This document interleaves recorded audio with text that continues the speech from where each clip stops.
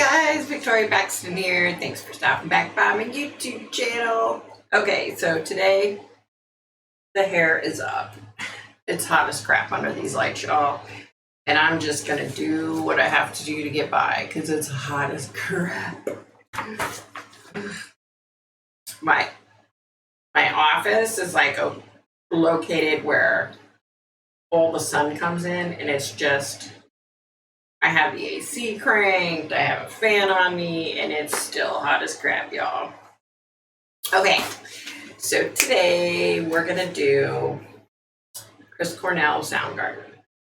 So I'm not gonna I'm not gonna go into his background as far as his, as far as Soundgarden's history and all that. I think if you're a fan of his, you know about him, you know what I mean? So, yeah, okay, so Christopher John Boyle Cornell was born July 20th, 1964 in Seattle, Washington. Okay, his mom was a self-proclaimed psychic, and his dad was a pharmacist. So figure that, so you have like a really sciencey person and then a really creative person. Yeah. Yeah. So his parents divorced when he was a teenager and went to live with his mom, and him and his siblings took on her last name, her maiden name, which was Cornell. That's how his last name became Cornell. So between the ages of 9 and 11, he listened to only the Beatles for 2 years. He found a box of records, I guess, in this house they had moved into, in the attic or the basement or something. And he listened to the Beatles for 2 years straight. That would be tough. He's a dedicated guy. He had a really bad bout with depression, and he didn't want to leave the house, so he ended up dropping out of school. Like, he really became really badly depressed. So at the age of 12, he had routine access to marijuana, alcohol, LSD, PCP. So when he was 14, he had a bad trip, I guess, on PCP. Yeah. And it caused him to suffer from a panic disorder after that. And he didn't want to leave the house, which is agoraphobia or something. Probably wrong, but he took guitar and piano lessons, and his mom bought him a drum kit. And he says that, his mom saved his life because that really got him into, wanting to play music.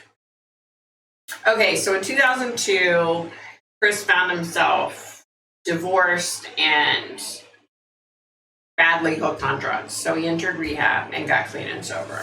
In 2005, he quit drinking and smoking on top of that. So he quit the drugs, and then 3 years later, he quit drinking and smoking.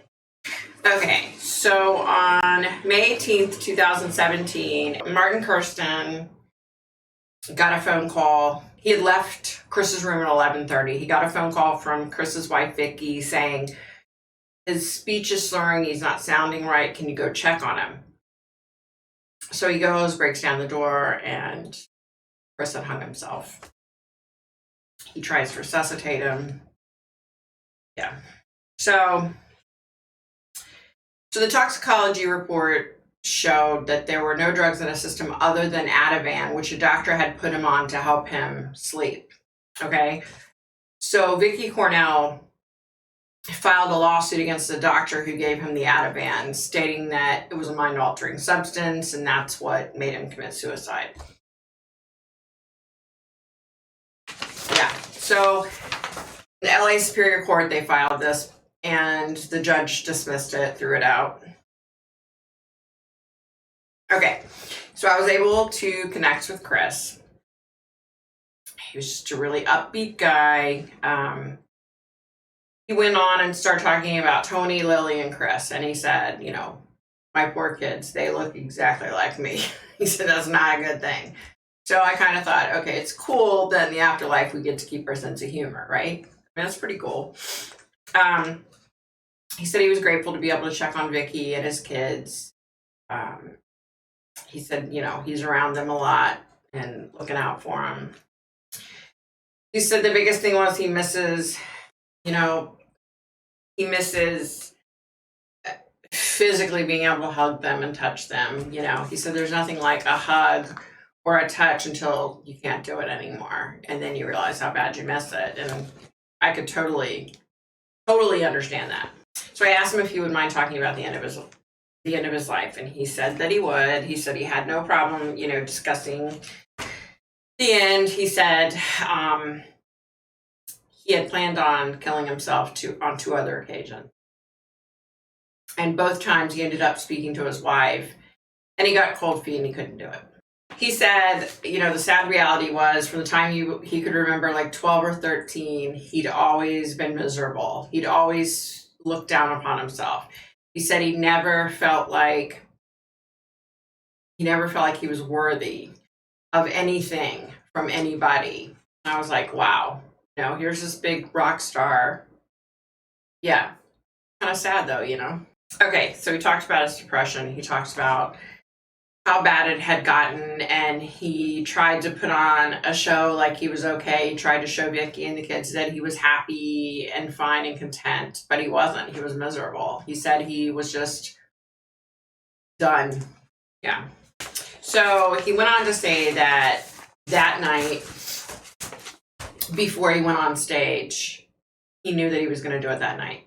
He said he was going to do it that night, and if he didn't, then he would never do it. So he needed to just do it. So he said he knew.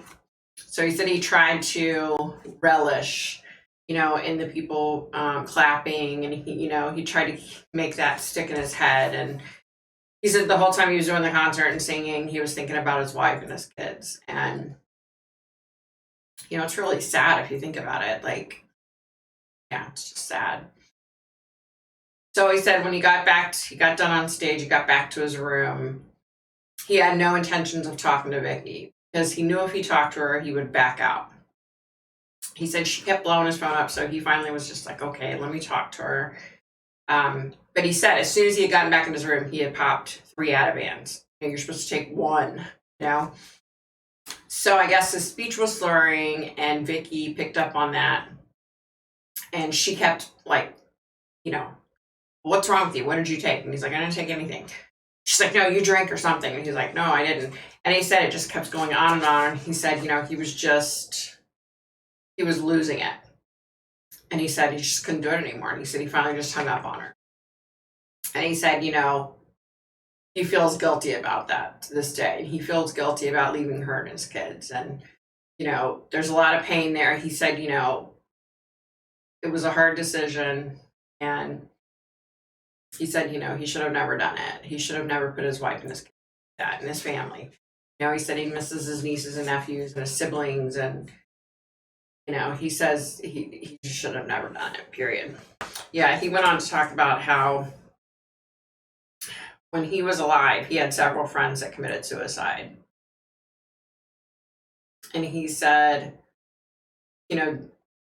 being upset and depressed turned into, being angry and saying, F this person, F that person. Like, they didn't give a shit about us. They took their own life. So why should I give a shit about them? And he said, so I know I had a lot of friends out there that felt that way about me. Like I was a useless piece of, for taking my life. And he said, I get it. I get it. He said, that's something that I always feel bad about. But he said, he misses his wife and kids, and he misses being able to hug them and being able to talk to them face to face. And he said, he knows that Vicky feels when he's, around her, but he said, it's just not the same thing, So yeah, so then he was gone, and it was like a bittersweet connection. I just, yeah. So anyway, guys, be kind, be nice, stay safe, stay healthy. This country is in a huge uproar right now. And people are hurting. So just be kind, just be nice to people. Don't go out of your way to be nasty to someone. There's no point, if you're in traffic and somebody cuts you off, They're probably having a bad day. Recover from it, move on, be the bigger person, because they're probably just having a crappy day. A lot of people are having crappy days. This pandemic and all this other stuff going on. Just people are just sad. It's just sad right now. It's a sad time. Yeah. That about the. Hi guys.